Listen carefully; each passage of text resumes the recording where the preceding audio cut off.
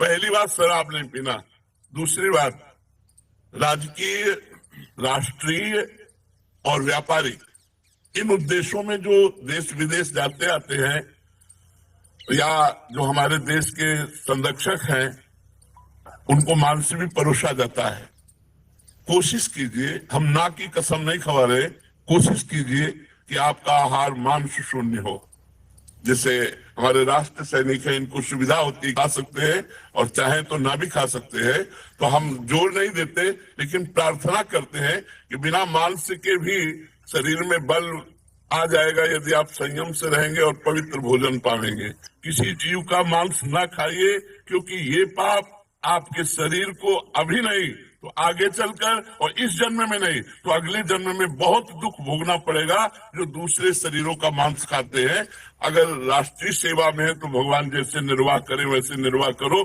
अगर बच सकते हो तो मांस खाने से बचो। अगर शराब पीना और मांस खाना, और तीसरा दोष पराई स्त्री से व्यभिचार करना, अगर इन तीनों पर आप विजय प्राप्त कर लें और नाम जप करें तो इसी जन्म में आपका मंगल हो जाएगा, इसी जन्म में सारे दुख छूट जाएंगे।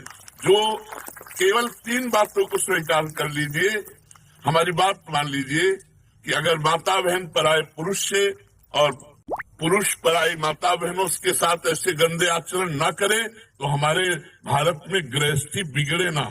आज हमारे भारत की गृहस्थी बिगड़ रही, गृहस्थ धर्म बिगड़ रहा है।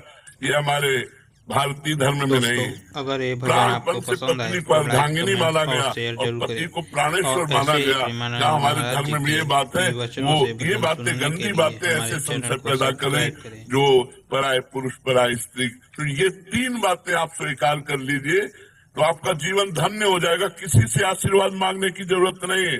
यदि आप सही आचरण करेंगे तो सबके आशीर्वाद आपके पास आ जाएंगे।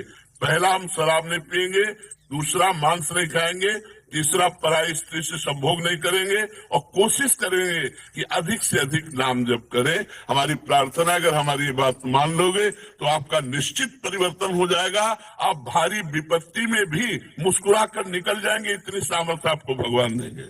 श्री राधा वल्लभ लाल की जय।